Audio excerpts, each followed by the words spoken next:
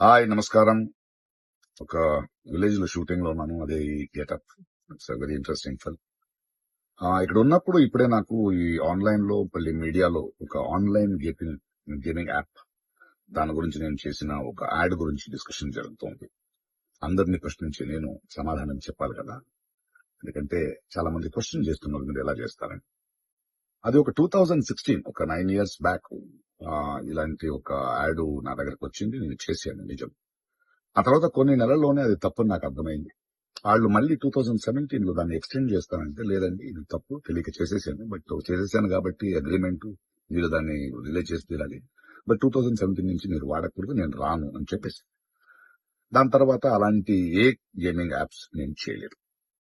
2021 లో కూడా ఆ కంపెనీ ఇంకో కంపెనీకి అమ్మేసి వాళ్ళు దాన్ని ఏదో సోషల్ మీడియా ప్లాట్ఫామ్ లో యూజ్ చేస్తే నేను వాళ్ళకి నోటీసులు, వాళ్ళకి ఈమెయిల్, మళ్ళీ వాట్సాప్ లో పంపించి, లేదండి ఇందులో నేను లేను, ఇది చేయకూడదు, కాంట్రాక్ట్ అయిపోయింది, ఇది తప్పు అని కూడా చెప్పాను. వాళ్ళు ఆపేశారు.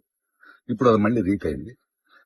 దానివల్ల ఈ సమాధానం పోలీస్ డిపార్ట్మెంట్ నుంచి నాకు ఇంకా ఇది రాలేదు. వస్తే వాళ్ళకి నేను సమాధానం చెప్తాను. బట్ మీకు సమాధానం చెప్పాల్సింది నా బాధ్యత.